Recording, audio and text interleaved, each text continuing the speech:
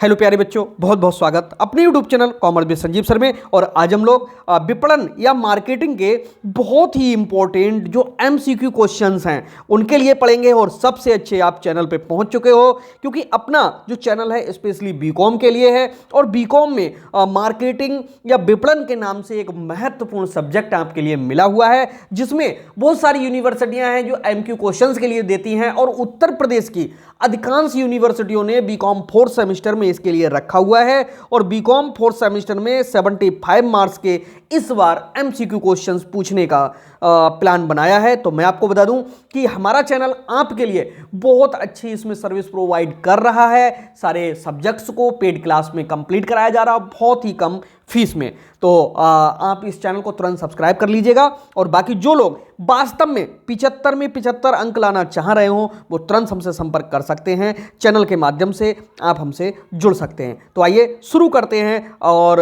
ये जो MCQ questions हैं ये बहुत ही अच्छे तरीके से तैयार किए गए हैं।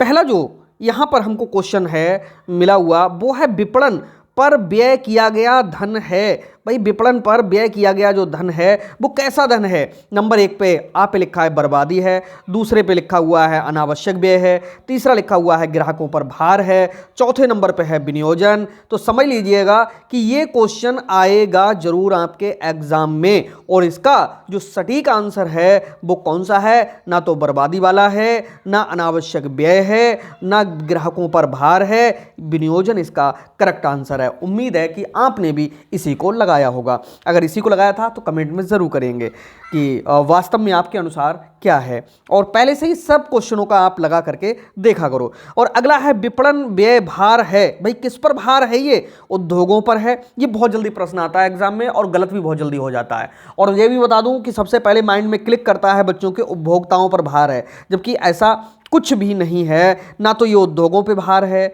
ना व्यवसायियों पर भार है, उपभोक्ताओं पर भार है, इनमें से किसी पर भी नहीं है। तो इसका जो करेक्ट आंसर है वो दा वाला ही है। भाई विपणन व्यय भार किसी पे नहीं है। जिस तरह से बिजनेस को हम चलाते हैं, ऑपरेट करते हैं, कुछ खर्चे होते हैं, ठीक उसी प्रकार से ये खर्चा है, ये भार नहीं है। ओके। और खर्चे को हमेशा हम क्या करते हैं, लाभों में से पूरा कर लेते हैं। तो इस तरह से ये इसका करेक्ट आंसर दा। दोनों क्वेश्चन आपने देखे होंगे कितनी अच्छी क्वालिटी के हैं। ओके। चैनल को आप तुरंत सब्सक्राइब कर लीजिए। और बाकी पूरा कोर्स चैनल पे अपलोड है। और पेड क्लास अगर ज्वाइन करते हो तो मजा आ जाएगा। अगला क्वेश्चन देखते हैं। अगला क्वेश्चन हमारा कहता है कि व्यवसाय के लिए विपणन है। भाई क्या है। पहले नंबर पे आ नंबर पे लिखा अनिवार्य है, बा नंबर पे आवश्यक है, सा नंबर पे अनावश्यक है, और दा नंबर पे क्या है, विलासिता है। तो भाई विपणन व्यय जो व्यापार होता है उसके लिए क्या है, आप लोगों ने उम्मीद है कि समझ लिया होगा कि बहुत ही अनिवार्य है। अगर मार्केटिंग नहीं करेंगे तो समझ लीजिएगा कि अपना जो उत्पादित माल है वो ग्राहकों के पास तक कैसे हम सेल आउट कर पाएंगे। तो जाहिर सी बात है कि ये अनिवार्य है। ओके, भूलना नहीं इसके लिए। व्यवसाय के लिए विपणन क्या है, एक अनिवार्य क्रिया है। अगला है विपणन का लाभ है। उपभोक्ताओं को लाभ है, व्यवसायियों को लाभ है, निर्माताओं को लाभ है, सभी को लाभ है। और एक चीज इसमें ध्यान रखना, जहां पर सभी शब्द लगा हुआ करे तो 90% उस क्वेश्चन का जो आंसर है वो सभी वाला ही होता है। उपभोक्ताओं को क्यों लाभ है। भाई उपभोक्ताओं के लिए क्या है कि नई नई वस्तुओं के बारे में पता चलता है, नई नई वस्तुओं को प्रयोग करने को मिलता है। जीवन में उन्होंने जो कल्पना नहीं की होती वो चीज़ें मार्केटिंग के थ्रू उनके पास तक आती हैं। तो इस तरह से उपभोक्ताओं को है। व्यवसायियों को यह है कि वो जितना व्यापार कर रहे हैं उनके व्यापार में वृद्धि होती है। निर्माताओं को यह है कि उनका जो बनाया हुआ माल है वो भी बिक जाता है। तो इसका जो सही आंसर है वो कैसा है, सभी वाला है, याद रखिएगा। अगला है विपणन जीवन स्तर प्रदान करता है। यह परिभाषा दी है, बहुत इंपॉर्टेंट यह परिभाषा है। छोटी सी परिभाषा है, मैं तो कह रहा हूं कि इसके लिए आप लोग याद भी कर लें। और जो इसमें परिभाषा है वो एक तो फिलिप कोटलर हैं, इन्होंने नहीं दी है ये। दूसरा विलियम जे स्टैंटन है, ये भी नहीं है। पाल मंजूर की यह परिभाषा है, हैंसन की भी नहीं है। तो इसका जो करेक्ट आंसर है वो कौन सा है, सी वाला है। तो सी आप इसके लिए क्लिक कर लीजिए। अगला प्रश्न है विपणन अवधारणा उपभोक्ता प्रधान है, जो कि सुगठित विपणन द्वारा समर्थित होती है और जिसका लक्ष्य उपभोक्ता संतुष्टि उत्पन्न करना है जो संगठनात्मक संतुष्टि का आधार है, ये कथन किसका है? फिलिप कोटलर पहले नंबर पे दिए हुए हैं जो मार्केटिंग में अच्छे अच्छे विचार देते हैं। विलियम जे स्टेंटन ने दिया है और कंडिफ, स्टिल एवं गोबोनी हैं, इन्होंने 7 नंबर पे क्लार्क एंड क्लार्क का भी स्टेटमेंट है ये। तो कौन सा है? ये 4 में से आपके लिए सब कुछ सोच समझ के बताना है। तो मैं आपको बताऊं कि जो पहले नंबर पर लिखा है फिलिप कोटलर, इन्होंने ही ये बात कही थी। तो इनकी जो परिभाषा है थोड़ी टफ है और ये संगठनात्मक संतुष्टि का आधार इन्होंने बताया, इतने से आपके लिए याद रहेगा। अगला प्रश्न है कि विपणन अवधारणा है उत्पादोन्मुखी है, विक्रयोन्मुखी है, ग्राहकोन्मुखी है और ये तीनों है। तो इसका सही आंसर आपके लिए उम्मीद है कि समझ में आ गया होगा, जिसमें सभी शब्द लगा हुआ होता है। मोस्टली मैंने बताया ना कि मार्केटिंग में ही नहीं, अधिकांश सब्जेक्टों में, लेकिन मार्केटिंग में ये चीज़ें आपको ज़्यादा मिलेंगी क्योंकि मार्केटिंग में एक एक शब्द के कई कई चीज़ें यहाँ पर मायने रखती हैं। तो यहाँ पर विपणन अवधारणा है। विपणन अवधारणा का मतलब है कि मार्केटिंग में जो सोच लोग रखते हैं वही तो अवधारणा होती है। अवधारणा का मतलब होता है थिंकिंग से, सोच से। तो इसमें पहला उत्पादोन्मुखी का मतलब है कि उत्पादन में वृद्धि करने वाला, ठीक है। और विक्रयोन्मुखी का मतलब यहाँ पर विक्रय में वृद्धि करना। ग्राहकोन्मुखी का मतलब यहाँ पर ग्राहकों की संख्या में वृद्धि करनी। तो भैया जब विपणन जब किया जाता है, मार्केटिंग की जाती है, तो यही सोच करके की जाती है कि इन तीनों में वृद्धि हो। इस तरह से ये क्वेश्चन भी आप। अगला क्वेश्चन है हमारा कि विपणन अवधारणा का महत्व है। ओके, इसका भाई इंपॉर्टेंस कहाँ कहाँ है? नंबर आ है समाज के लिए, बा है उपभोक्ताओं के लिए, सा है उत्पादक के लिए और दा नंबर पे लिखा है इन सभी के लिए। तो उम्मीद है कि विपणन अवधारणा का महत्व आप लोग समझ गए होंगे कि इन सभी के लिए है। समाज के लिए नई जानकारियाँ मिलती हैं, समाज का स्तर सुधरता है। उपभोक्ताओं के लिए इसलिए है कि उनके लिए नई नई वस्तुएं यूज़ करने के लिए मिलती हैं। उत्पादकों के लिए लाभों में वृद्धि होती है। तो ये सभी के लिए महत्वपूर्ण है और इस विपणन अवधारणा का महत्व सभी के लिए है। अगला है क्वेश्चन है विपणन अवधारणा व्यवसाय का दर्शन है, ये कथन किसने कहा है? देखो, जब दर्शन शब्द याद रहेगा तो समझ लो कि ये परिभाषा भी आपको याद रहेगी। और 4 इसके ऑप्शंस हैं दिए हुए, तो भाई आपको बताना होगा कि ये किसने ये बात कही है। पहले नंबर पे है WJ स्टेंटन ने नहीं कही, फिलिप कोटलर ने नहीं कही, वो तो ऊपर ही आपको पता है। ये जॉन आई बैकफील्ड। ओके, दर्शन कहाँ हो रहा है? फील्ड में हो रहा है। तो इस तरह से ये याद रखेंगे, बैकफील्ड। ओके, आर्थर पी फेंटन ये भी नहीं है इसका आंसर। तो इसका जो सही आंसर है वो सा वाला है और आप लोग इस सा वाले को दर्शन का संबंध फील्ड से है, तो ये इस तरह से इसका एक ट्रिक के तहत याद कर सकते हो। इम्पोर्टेंट है, बहुत इंपॉर्टेंट है ये क्वेश्चन। इसके साथ साथ में कभी कभी सही गलत भी पूछ लिए जाते हैं। तो ये 3 प्रश्न इम्पोर्टेंट लगे हमें, तो हमने ये भी इसी में डाल दिए हैं और आपके लिए कहीं ना कहीं ये भी एक्स्ट्रा नॉलेज देंगे। ओके, तो आपको ये बताना है कि ये सही है या गलत हैं। पहला यहाँ पर है विपणन पर्यावरण से आशय उन सभी घटकों से है जो किसी उपक्रम के विपणन प्रयासों को प्रभावित करते हैं। ये बात सही है या गलत है? ये वास्तव में विपणन से सभी घटक जितने भी हैं उनके द्वारा कहीं ना कहीं इफेक्ट तो पड़ता ही है। तो जाहिर सी बात है कि प्रभाव पड़ता है और जब प्रभावित होते हैं या प्रभावित करते हैं तो ये कैसा है? सही है। तो पहले वाला जो ऑप्शन है वो कैसा है? सही है। दूसरे नंबर पर लिखा है विपणन पर्यावरण बृहत तथा सूक्ष्म हो सकता है। बिल्कुल, जो विपणन पर्यावरण है वो बृहत और सूक्ष्म दोनों भागों में बटा हुआ ही है। तो दूसरा वाला है वो भी आपका एकदम कैसा है? करेक्ट है। और तीसरे नंबर पर लिखा है कि विपणन पर्यावरण में होने वाले परिवर्तन फर्म के अस्तित्व के लिए कोई खतरा नहीं है। भाई खतरा क्यों नहीं है? खतरा है, ये वाला गलत है, यानी असत्य है।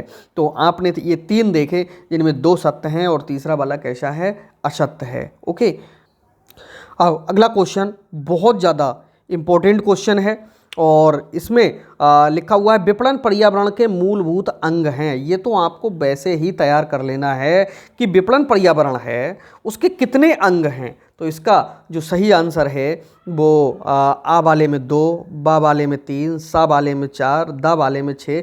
ठीक अभी आपने देखा था कि ये सूक्ष्म और व्यापक 2 भागों में बटा हुआ है। तो विपणन पर्यावरण के मूलभूत अंग, ये आपसे प्रश्न जरूर आएगा, 2 ही हैं। ओके, 2 पे क्लिक करेंगे, यानी आ वाला जो आंसर है वो कैसा इसका करेक्ट है। दूसरा है विपणन पर्यावरण के बृहद पर्यावरण घटक हैं। भाई विपणन पर्यावरण है वो उसका जो बृहद पर्यावरण जो घटक है, फैक्टर है, उसमें कितने पार्ट हैं या उसमें कितने घटक हैं? 2 घटक हैं, 4 घटक हैं, 6 घटक हैं या 8 घटक हैं, ये आपके लिए बताना है। तो विपणन पर्यावरण के बृहद पर्यावरण के जो घटकों की संख्या है वो 8 है, इसको याद रखिएगा आप लोग। ओके, और अगला है सूक्ष्म पर्यावरण घटकों पर विपणन प्रबंध का नियंत्रण होता है। हाँ, नहीं, आंशिक और अनिश्चित, ये 4 ऑप्शन दिए हुए हैं। ये भी क्वेश्चन बहुत इंपॉर्टेंट है। तो सूक्ष्म पर्यावरणीय घटकों पर विपणन प्रबंध का जो नियंत्रण है वो आप उम्मीद कर रहे होंगे कि हाँ में ही आंसर जाएगा इसका। क्यों? क्योंकि सूक्ष्म पर्यावरण घटकों पर विपणन का प्रबंध का जो नियंत्रण है वो 100% होता ही होता है। अगला है पर्यावरण में एक ही चीज स्थायी है और वह है परिवर्तन। ये बहुत इंपॉर्टेंट है, ये कई बार पूछा गया है। यानी पर्यावरण में कुछ बदले ना बदले, लेकिन एक चीज है कि परिवर्तन होता रहता है। ये बात किसने कही थी? बहुत प्रसिद्ध है ये स्टेटमेंट, ठीक है। ये इंपॉर्टेंट है, मोस्ट इंपॉर्टेंट है, इसके लिए आप जरूर ध्यान में रखेंगे। और इसका मैं एक ही बार में आंसर बता रहा हूँ, एल्वन टॉफलर हैं ये, जो ब नंबर पे हैं ये। ओके, इनका नाम आप याद करिएगा और इनके द्वारा जो ये जानकारी दी गई है तो वो एक लंबे समय तक आपको याद रहनी चाहिए कि पर्यावरण में एक ही चीज़ स्थायी है और वह है परिवर्तन। ये बात जो कही थी वो एल्वन टॉफलर ने कही थी। अगला जो प्रश्न है बहुत इम्पोर्टेंट है। भारतीय क्रेताओं की जो प्रवृत्ति है वो आपसे अच्छे पूछी जाती है, वो कैसी है? तो आ नंबर पे लिखा सौदेबाजी करना, बा नंबर पे लिखा शिकायत करना, सा नंबर पे है सस्ता खरीदना और दा नंबर पे है ये सभी। तो ये बहुत इंपॉर्टेंट क्वेश्चन है, कई बार पूछा जाता है कि भारतीय क्रेताओं की या भारतीय उपभोक्ताओं की जो प्रवृत्ति है वो कैसी है। तो ये दोनों तरीके से प्रश्न आ सकता है। तो यहाँ का जो क्रेता है या उपभोक्ता है उसमें ये सारे गुण पाए जाते हैं, इसलिए दा वाला जो आंसर है वो सभी है। अगला है क्रय करते समय किसी व्यक्ति के संपूर्ण व्यवहार को क्रय व्यवहार कहा जा सकता है। ये बात किसने कही थी? क्या गोथे ने कही थी, पॉल ने कही थी, कोटलर ने कही थी, स्टिल ने कही थी? ये किसने कही थी? तो इसके संबंध में आप लोगों के लिए ये पता होना चाहिए कि ये जो महत्वपूर्ण बात है वो गोथे ने ही कही थी। आ नंबर पे जो दिया हुआ है आंसर वही है। अगला है उपभोक्ता व्यवहार है। ओके, कंज्यूमर बिहेवियर इज क्या है? अनिश्चित है, गत्यात्मक है, व्यापक है, ये सभी है। तो जिसके आंसर सभी हों, मोस्टली अगर आपको ना आ रहा हो तो आंख मीच के सभी वाला ही लगा देना, वो आपका सही जाएगा और इसका भी आंसर दा वाला ही है। अगला है मैस्लो की आधारभूत क्रमबद्धता है, उसमें कितने पॉइंट्स रखे हुए हैं? तो उसमें आ नंबर पे 4 है और बा नंबर पे 5 है, सा नंबर पे 3 है, ओके, और दा नंबर पे 2 है। तो इसका जो सही आंसर है वो है 5। मैस्लो का ध्यान रखेंगे, मैस्लो यानी 5 किसी प्रकार से यहाँ पे याद रखिएगा। मैस्लो की जो आधारभूत क्रमबद्धता है वो 5 आंसर। अगला जो प्रश्न है वो फिर से हम हाँ और नहीं में या सत्य असत्य में लेकर के आए हैं, जो आपके नॉलेज के लिए कहीं ना कहीं बढ़ाएगा। थोड़ा सा देख लेंगे, ये 4-5 पॉइंट हैं, बहुत इंपॉर्टेंट थे क्योंकि यहाँ से कुछ ना कुछ जरूर रखा जाएगा इस चैप्टर से। तो यहाँ पर ये जो चैप्टर है बाजार विभक्तिकरण एवं स्थितीकरण से ये जो क्वेश्चंस हैं छोटे छोटे वो लिए हुए हैं। तो आ नंबर पे कह रहा है उत्पाद विभिन्नीकरण तथा बाजार विभक्तिकरण दोनों वैकल्पिक व्यूहरचना हैं। ये बात ट्रू है या फॉल्स है, सही है या गलत है? तो दोनों वैकल्पिक व्यूहरचना है या नहीं है? तो भाई ये बात सही है, दोनों वैकल्पिक व्यूहरचना है। व्यूह का मतलब होता है कोई एक ऐसा एक के स्थान पर दूसरा विकल्प चुनने वाली एक स्ट्रेटेजी कहते हैं योजना के लिए, मजबूत योजना के लिए। दूसरे नंबर पर रखा है बाजार विभक्तिकरण उपभोक्ता के हितों में है या नहीं है। तो प्रश्न ये वाला जो है आप लोग भी कमेंट करके बताइएगा कि बाजार का विभक्तिकरण उपभोक्ता के हित में है या नहीं है। तो ये उपभोक्ता के हित में नहीं है। ओके, तो ये वाला जो है गलत लगाएंगे, सही गलत बताना है तो ये गलत है। ठीक है। तीसरे नंबर पे कह रहा है बाजार विभक्तिकरण निर्माता के हित में है नहीं है। बिल्कुल है, वो निर्माता के ही तो हित में है। ओके, उसका लाभ उपभोक्ताओं को ना मिल करके निर्माताओं को मिलता है। चौथे नंबर पे कह रहा है बाजार विभक्तिकरण सरकार के विरुद्ध है। ये इतने पॉइंट समझने से आपके माइंड में एक चीज़ आ जाएगी कि किस किस पॉइंट पे क्या इनका सीधा मतलब निकल करके आ रहा। भाई उपभोक्ता के हित में नहीं था, निर्माता के हित में था। और बाजार विभक्तिकरण सरकार के विरुद्ध है, नहीं विरुद्ध है, सरकार के विरुद्ध में नहीं है। बाजार विभक्तिकरण के आधार पर सरकार को आय होती है, उतनी ज़्यादा आय होती है। अगला है पांचवा, बाजार विभक्तिकरण अनावश्यक है। अब ये भी आपके लिए बताना है, आवश्यक है भाई, अनावश्यक भी नहीं। तो ये भी कैसा है, गलत है।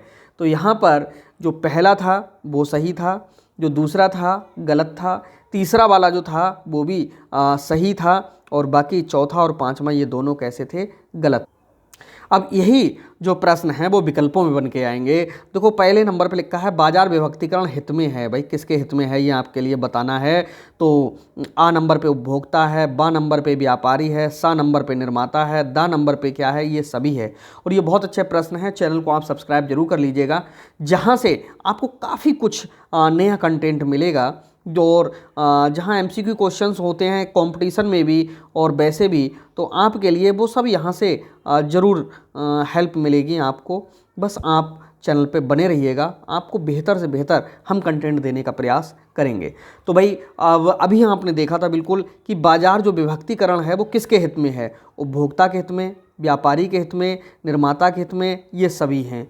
तो यहाँ पर जो इसका आंसर है वो सबसे ज़्यादा जो बाजार विभक्तिकरण है, अब यहाँ पर उपभोक्ता, निर्माता और साथ में व्यापारी, ये सभी के लिए दे दिया गया है। तो यहाँ पर अब इसका जो ऑप्शन लगाएंगे वो होता सभी के हित में है। ओके, तो यहाँ वाला ये सही ऑप्शन लगाएंगे। अब आप सोचेंगे ऊपर ये ऐसा क्यों नहीं था, क्योंकि वहाँ पर था क्या बाजार विभक्तिकरण उपभोक्ता के हित में नहीं है, यहाँ पर प्रश्न दिया हुआ था तो हित में नहीं है, तो वो चीज़ वहाँ पर गलत थी। अब वो हित में है, इसलिए यहाँ पर ये सभी लग रहा है। अगला है बाजार विभक्तिकरण है। दूसरे नंबर पे जो प्रश्न दिया है बाजार विभक्तिकरण है, वो है आवश्यक, अनावश्यक और एक सेकंड, आवश्यक, अनावश्यक और सा नंबर पे है धन की बर्बादी और दा नंबर पे है समय की बर्बादी। तो बाजार विभक्तिकरण है, इसको एडजेक्ट इन चार विकल्पों में से जब लगाएंगे तो कौन से नंबर का विकल्प आपको लगाना है, उम्मीद है समझ गए होंगे, क्योंकि ऊपर भी आया था यह प्रश्न कि बाजार का जो विभक्तिकरण है वो कैसा है, आवश्यक है। तो आ वाला इसका आंसर ठीक है। बाजार विभक्तिकरण बाजारों को टुकड़ों में विभाजित करने की रीति नीति है ताकि उस पर विजय प्राप्त की जा सके। ये बात किसने कही थी, जो विजय प्राप्त की जा सके, ये कथन किसका है, डाबर का है, रॉबर्ट का है, स्टेंटन का है, पियर्स का है। भाई किसने ये बात कही थी, ये चार में से आपके लिए चुनना है। और जब भी इस तरह का जब प्रश्न आएगा तो आपको काफ़ी कन्फ्यूज़न होगा। तो ऐसे प्रश्नों को छोटे छोटे ट्रिक के माध्यम से आप याद करने का प्रयास कीजिएगा। और इसका जो सही आंसर है वो किसका है, रॉबर्ट है। ओके, रॉबर्ट, ठीक, रॉबर्ट शब्द याद रखेंगे, जिन्होंने विभाजित करने की नीति के लिए विजय प्राप्त करने को बताया था। और बाजार विभक्तिकरण बाजार को टुकड़ों में विभाजित करने की रीति नीति है ताकि उस पर विजय प्राप्त की जा सके, ये बात रॉबर्ट ने कही थी। अगला जो प्रश्न है वो है उत्पाद विभिन्नीकरण तथा उत्पाद विभक्तिकरण वैकल्पिक विपणन व्यूह रचना है। ये बात किसने कही थी, तो ये भी आपके लिए बताना होगा कि ये बात है वो महत्वपूर्ण रूप से स्मिथ जी ने कही थी, ना तो स्टिल ने कही थी, ना डॉबर ने कही थी, ना कोटलर ने कही थी। ओके, तो इसका स्मिथ वाला जो ऑप्शन है सा वाला वो लगाएंगे और वही इसका करेक्ट आंसर है। अगला क्वेश्चन मैं फिर से सत्य और असत्य कथन सही हैं या गलत हैं इन पे लेकर के आया हूं और पहला जो दिया हुआ है आपको बताना है सही है ये या गलत है स्टेटमेंट। ओके, और इनके जो आंसर्स हैं वो भी नीचे आप देख रहे होंगे, तो वहाँ पर थोड़े से दिख रहे हैं। प्रत्येक उत्पाद एक पृथक ब्रांड होता है, देखो सही नंबर पे लगा हुआ है। क्रेता की दृष्टि से उत्पाद का कोई महत्व नहीं है, गलत। क्रेता की दृष्टि से उत्पाद का महत्व क्यों नहीं है भाई, बहुत बड़ा महत्व है।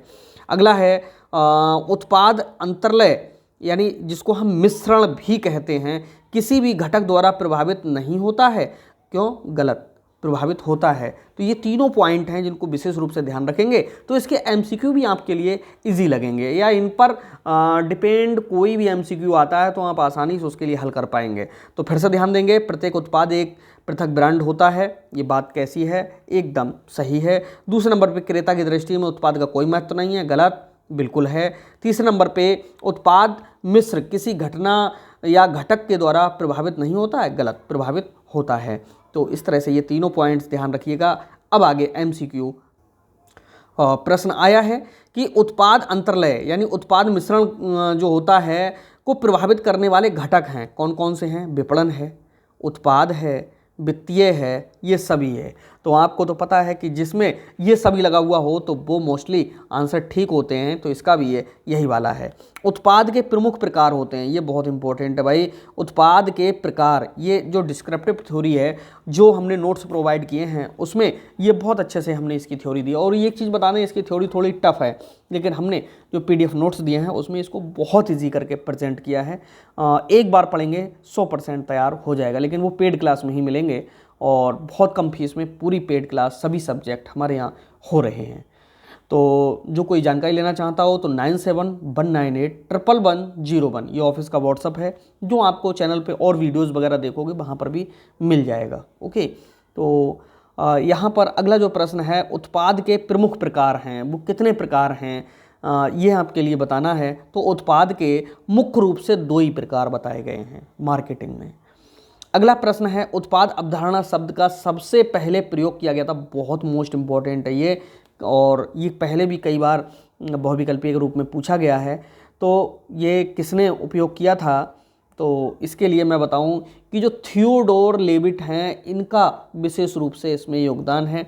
इस शब्द का याद रखेंगे, इन्हीं ने ये कहा है, ना तो कोटलर ने कहा है, ना स्टेंटन ने कहा है, ना RS डावर जी ने कहा है। अगला है, उत्पाद पंक्ति की प्रमुख रीति नीतियाँ हैं, ये भी बहुत मोस्ट इम्पॉर्टेंट है कि उत्पाद पंक्ति की प्रमुख रीति नीतियाँ जो हैं वो कितनी हैं। तो यहाँ पर 6 शब्द को ध्यान में रखना होगा, ये 6 ही हैं। मैंने बहुत ज़्यादा क्वेश्चंस को भी नहीं सिलेक्ट किया है, लिमिटेड क्वेश्चंस हैं जिनको 1-2 बार देखोगे तो 100% आपके तैयार हो जाएंगे। तो इसी के साथ में यहाँ पर ये हमारे जो 50 MCQ हैं वो लगभग में तैयार हो जाते हैं इतने क्वेश्चंस को तैयार करने के बाद में। और इनमें से श्योर कम से कम नहीं तो कम से कम नहीं 15-20 क्वेश्चन तो मिलना ही मिलना है। वहाँ लैंग्वेज तो बदल सकती है पेपर में, लेकिन प्रश्न यही होंगे। 1-2 जो ऑप्शंस हैं वो चेंज हो सकते हैं, लेकिन प्रश्न यही होंगे। तो कैसा लगा आज का क्लास ज़रूर आप लोग लिखिएगा, और ये प्रश्न आपको कैसे लगे, जिससे कि हमको और ऊर्जा मिले, हिम्मत मिले, ताकत मिले। आपको अगर इससे कहीं ना कहीं बेनिफिट महसूस हो रहा हो तो हम ज़रूर अगली क्लास लेकर के आएंगे। और तब तक के लिए बाय बाय, और मिलते हैं नेक्स्ट क्लास में। और आप लोगों के अच्छे से एग्ज़ाम हो, ऐसे शुभकामनाओं के साथ ये जो क्लास है वो यहीं पे एंड करते हैं।